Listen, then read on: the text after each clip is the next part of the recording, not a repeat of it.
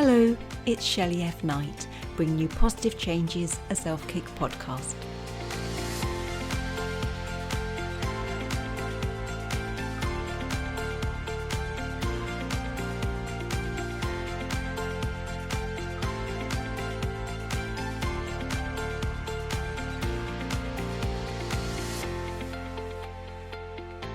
So today on the show, we're joined by Ruth Kudzi, and she's a business and mindset coach, a coach trainer, best-selling author, and she's worked with thousands of clients, including Vogue, Women in Home, Psychologies, Thrive Global, Metro, Good Housekeeping, and now the highlight of Ruth's career is obviously she's here now on Positive Changes, a Self-Kick podcast. Exactly, 100% the highlight. Who needs Vogue? Exactly. Bless you. Thank you so much for joining me. I've been aware of your work for quite some time now, and your little face pops up on Facebook. And you're always so smiley, brilliant, inspiring others, coaching others. But you're here today, so I'm thinking you've got an inspirational story of positive changes. Yeah, I do. I do indeed. So what do we not know about Ruth Kudzi? So I guess, and I think it's really important to share, because I think, I am quite smiley. I'm a confident person now, but that wasn't always the case. So I would say, well, I can tell you exactly when. September 2013 is when I really started to change things in my life. So before that, I was working in a job that I didn't love. I was stressed. At one stage, I would say I was probably having McDonald's for tea like twice a week, which is not a good place to be, is it? Wow. You're like, yeah. We all love a cheeky McDonald's, but yeah. I was really not looking after myself. I was drinking too much. I was in debt. I had a house, but I was in significant amount of debt, and I had that low. And I think we always hit that low, don't we? That yeah.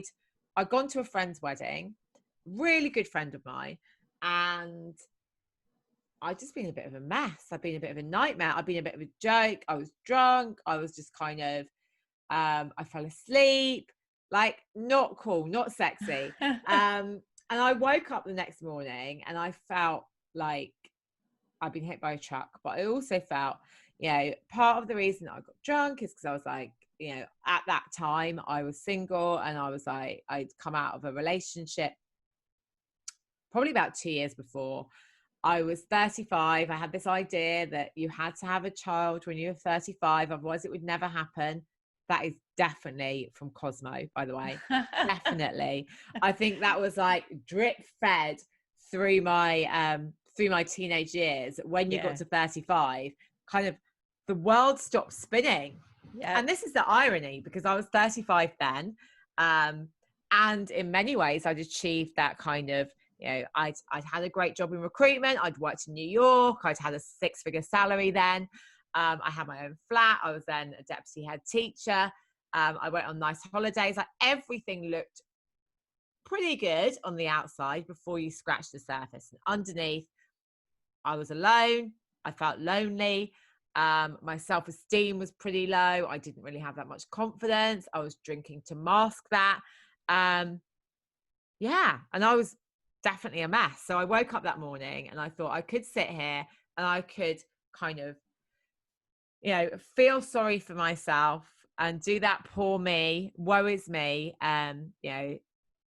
from then for forever, or I could make a change. And that day, and I don't know what came over me that day, but that day I was like really hungover, slightly embarrassed, very embarrassed, and was like, actually, I'm going to make a change. So what I did was maybe not like the first thing that might spring into people's minds, but I thought, well, I'm going to what's the problem that I'm seeing in front of me right now? And it was like, I'm single. Okay. So if you're single, what do you do? Well, what I've been doing for the last year is going to my friends' houses and hanging out with my friends who were also single. Or sometimes, but I hadn't been doing anything active. Like, I had this idea that I would meet someone and I would know and blah, blah, blah. But all of my exes, and I was kind of involved with someone at this time anyway, who was just well, he wasn't awful. I'm not going to say about anyone, but it was a very bad fit. So everyone that I'd really met, I'd met through friends or through work. And I realized that like all of the people that I'd met through friends, I kind of dried that list up. Like, and that makes me sound really bad, but do you know what I mean? Yeah. Like, and at work, I was involved with someone at work and it was not a good idea to be. And equally, again, there wasn't anyone that I was really interested in. So I went on internet. My first step was to go on internet dating. That was the first thing that I did that day. I joined. It was brand new then. It's called Tinder. I think it definitely got a bit of a different reputation, but then it was seen as like quite a fun place to go. So I joined Tinder. I joined some other sites, and I was like, right, I'm going to give myself 3 months to date people. And actually, a big part of that transformation for me personally was, well, I'm going to date people without drinking. I'm going to start doing other stuff because I want to talk to people on dates about what I'm doing. So I'm going to start reconnecting with me. So I started going back to, I used to love Bikram yoga, which is yoga in a really hot room. Oh, okay. It's really cool, actually. I don't know when we'll ever be able to go back to it, but I used to love it. So I was like, okay, I'm going to start doing that. So I'm going to go back to the gym. I'm going to start doing yoga. And it was September, which is a great time if you're a teacher because it's you know, it's the beginning of the school year. I'm going to start doing some learning. So I signed up for loads of courses then. I did like an NLP course. I did like a nutrition course. I did a mindfulness course. So I started signing up to lots of courses too. And I started dating. And I started kind of accepting who I was. And what was really interesting in the dating is that I really started to realize how important it was to be who you said you were. Because some people said that they were 6 foot and they were 5 foot. And yeah, and, you know, I mean, obviously it wasn't that bad, but it was pretty bad. But, you know, and I'm not, I'm average. I'm 5'6". So it was like, okay, you know, you need to tell the truth. And I think that was a big thing for me. And like, I needed to really trust who I was. So really interestingly, I studied psychology at university. I actually got a master's in psychology. I got that in 2012. But I hadn't really been applying the stuff. So I started applying it. Like, you know, I'd done all the study. Like, I knew about confidence and neuroscience and, you know, learning. And I had, as I do now, not there, those are DVDs, but I had lots and lots of books on my shelves. I had all of this stuff. I had all of this knowledge, but I wasn't using it. I was still in that old pattern of work really hard during the week, sleep with my phone in case I get any emails, wake up, go to work, weekend, get drunk. That was it. That was my life. And so it was about unconditioning myself. So, you know, at the weekend, I go to a yoga class on a Saturday morning. If you're in a 40-degree hot room for 90 minutes, you can't drink the night before. Like that could not work. That would be very messy, and you may never be allowed back to the yoga studio if you were if you did that. So it was really about that basic habit change and allowing myself time to reconnect with myself. I think it's brilliant because you had so much going on in your life. And what I always tell people is like, don't try and change your world all at once. Just choose one thing. And you chose that, you know, actually I don't like being single, so I'll focus on that, which is brilliant. Rather than going, I don't like my body, my work, my job, you know, you chose one thing, which I think is brilliant. And I think what's really valuable is you recognize that you kept doing what you're doing, so you're only going to get what you got, kind of thing, like hanging out with your friends. Yeah. And it is, I mean, it's always the small steps. And the fact you thought, actually, I've dated all of those, or I've looked at their faces, they're not really for me. And you thought, breaking that cycle, isn't it? And it is just that small step. And I love that. Oh, 100%. And you know, sitting around like watching a film on a Sunday night with wine with my girlfriends, which I love doing. And we'd all be sitting there complaining about being single. And it's like, who do we expect? Like the pizza delivery man to suddenly be Brad Pitt or something? Be one nervous man with like 4 single women. I know, exactly. Like, here's your pizza. I mean, it wasn't going to happen. But I think that you can stay in a situation, you keep doing the same things, but it's that breaking the cycle.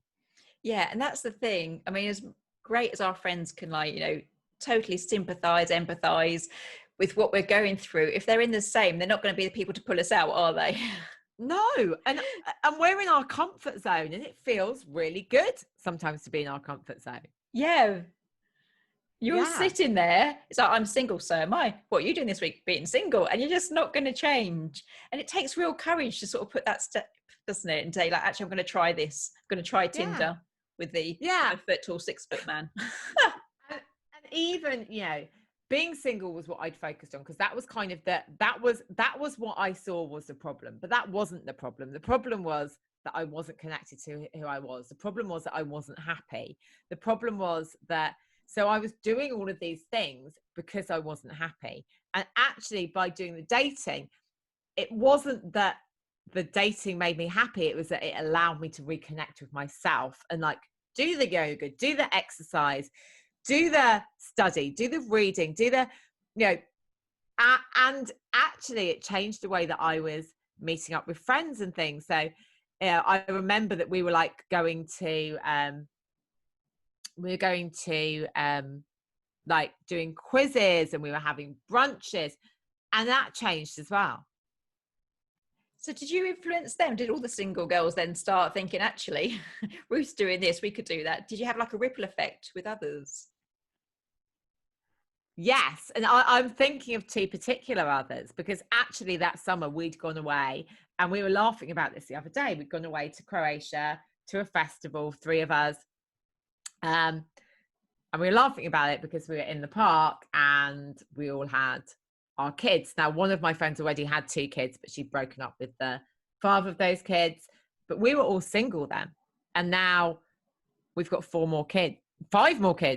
Yeah, between the 3 of us, we've got 5 more kids, because one of them had 2 already. And I guess it is a little bit sometimes that when one person changes, other people think, wait a second. And even if they didn't get into relationships, we changed a lot of the way that we were socializing. So it wasn't only about drinking, it was about doing other things, like going to the theater, doing all of those things.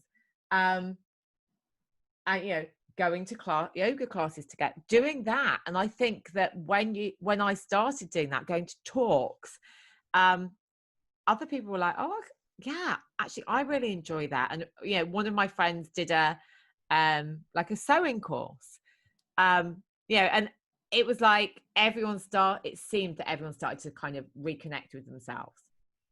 That's brilliant, because it's not just you're discovering who you are, but your friends are as well.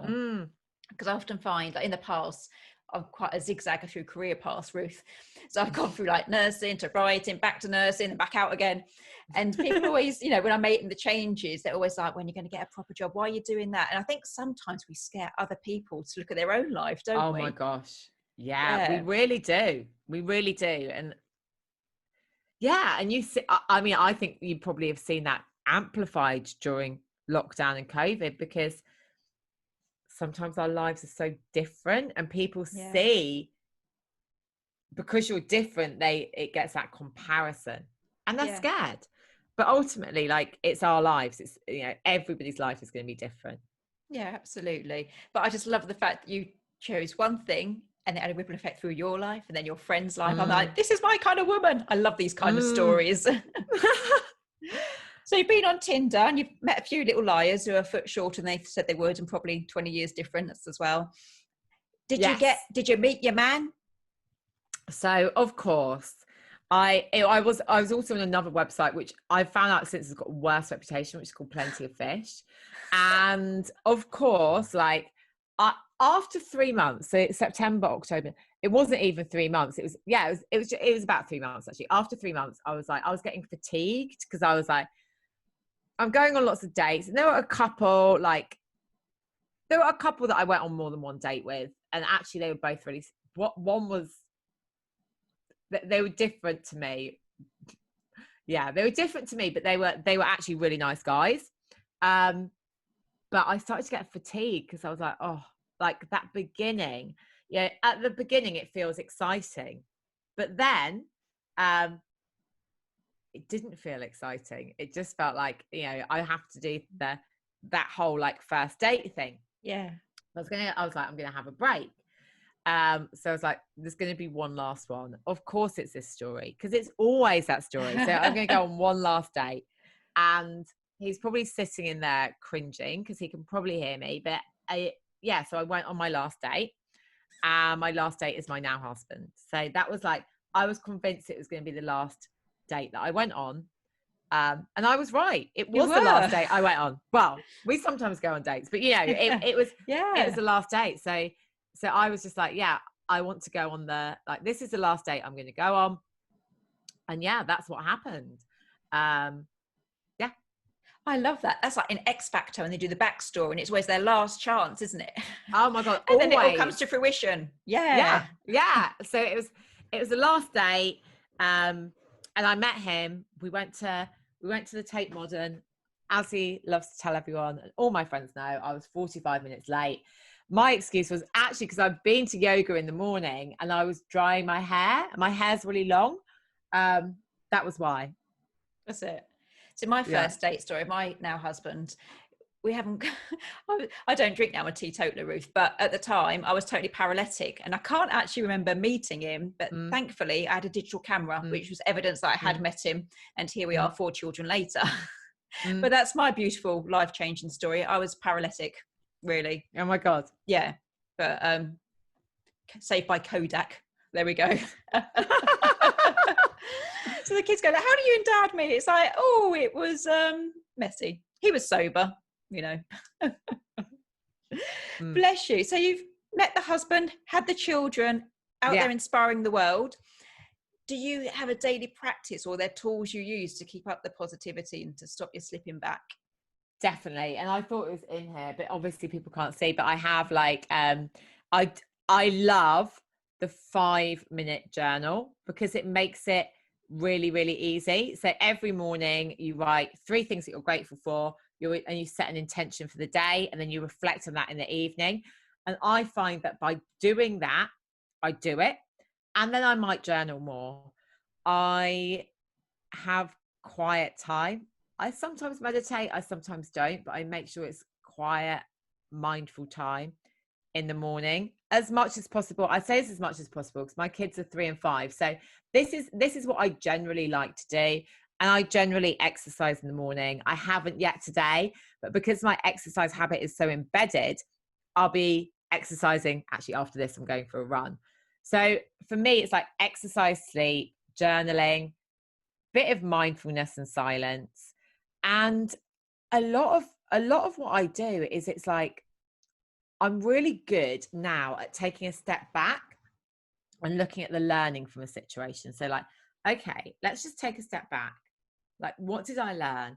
And often, when you really take a step back, you can have that really honest conversation with yourself. You're like, let's say a client hasn't signed up. 9 times out of 10, you're like, well, they weren't the right client for me. I didn't feel a connection. And I think it's really important that we recognize that, and that we start to kind of build our trust in ourselves. If we speak to someone and it's not right, it's not right. And then that's it. And then we move on. So I'm really good at kind of noticing my thoughts and recognizing those thoughts and learning. And of course, I find myself going into comparison. Of course, I find myself sometimes like getting into that petulant child. Well, why didn't they choose me? But actually, when you take a step back, you're like, okay, what is this here to teach us? And I think that is that's something that I've really developed over the last 5-6 years, looking at things about what they can teach us rather than taking things on so much. And that's super important. Yeah, it's really like resonating with me because I've had one of these weeks. I'm in the middle of setting up a YouTube channel, which is very modern for an old person like myself. And yeah, so I'm having coaching. I have with a brilliant team, and we had to do like, what is it you do? And I'm like, well, I'm an author of Positive Changes, a self-kick book. I'm host of Positive Changes, self-kick podcast. And they're like, yeah, but what do you do? And I'm like, oh, and I've had to dig into, who am I? Who's my ideal client? So I thought, I've got this, I've nailed it. And I give them the feedback and they're like, no, that's not really you, is it? And, you know, here we are. I mean, I'm 46, still searching for what am I really? And I've decided actually, like, you know, before I'd want everyone to buy my book, everyone to listen to the podcast, everyone to sign up to YouTube.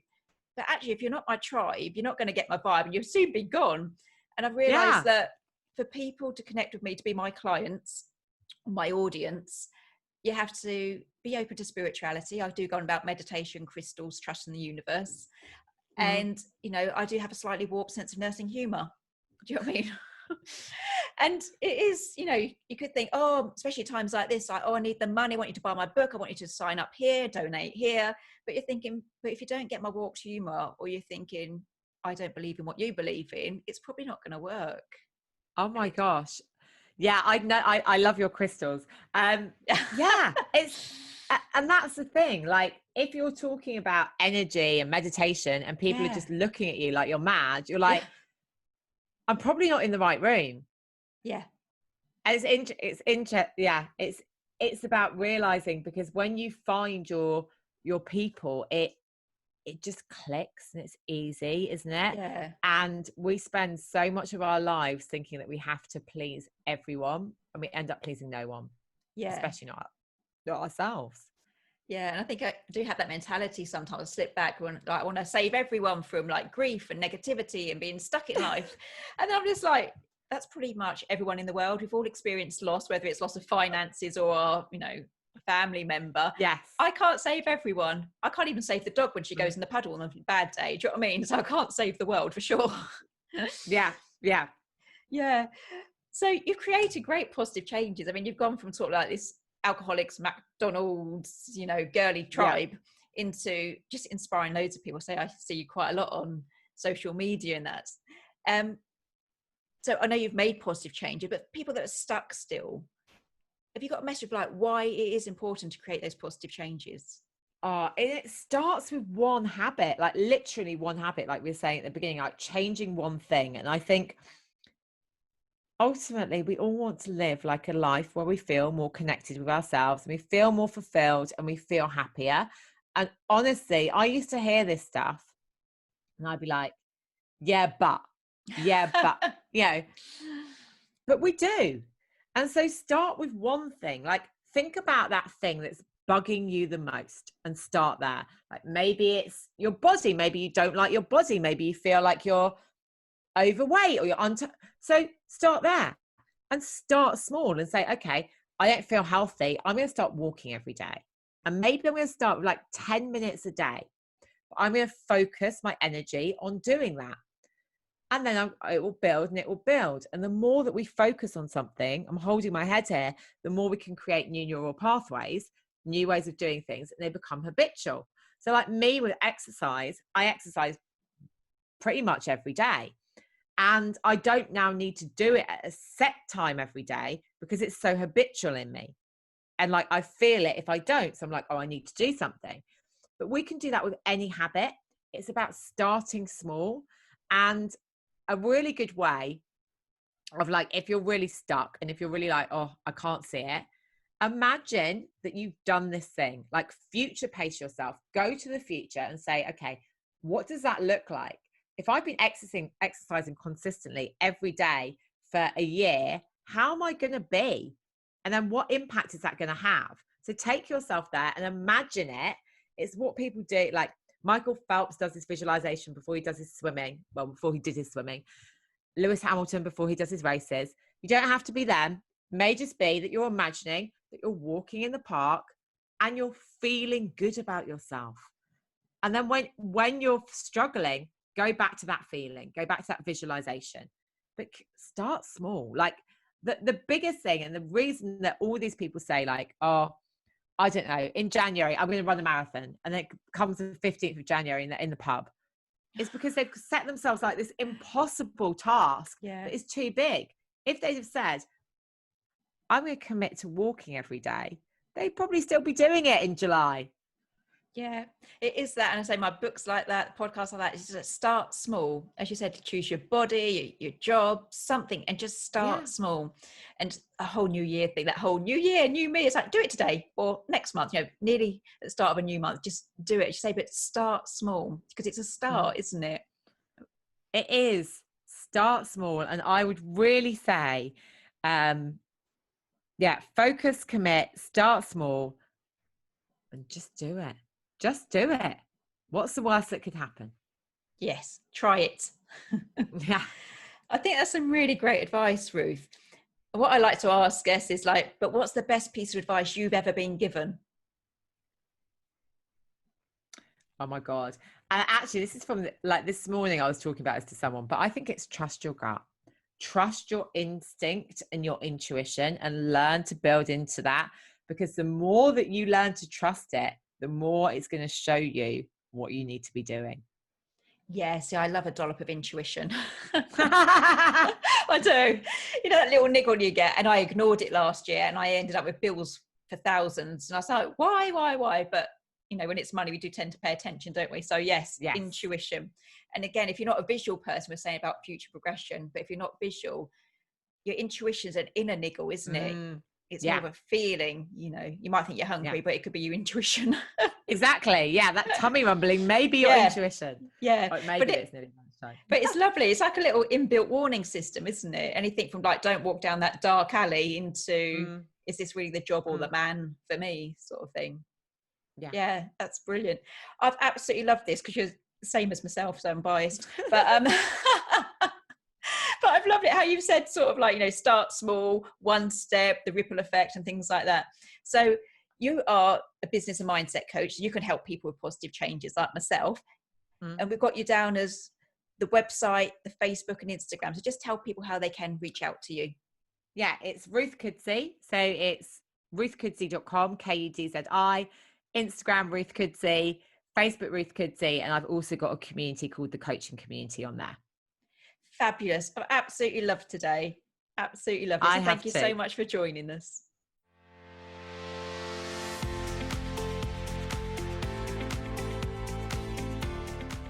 If you enjoyed today's episode, please ensure you subscribe and do leave a positive review. If you would like to create your own positive changes, head on over to shelleyfknight.com and you can buy yourself a copy of Positive Changes, a self-cookbook. If you want some positivity until the next show, come join us over on Facebook. That's Shelley F. Knight, Life Goes On. So I've been Shelley F. Knight, and as always, you've been amazing.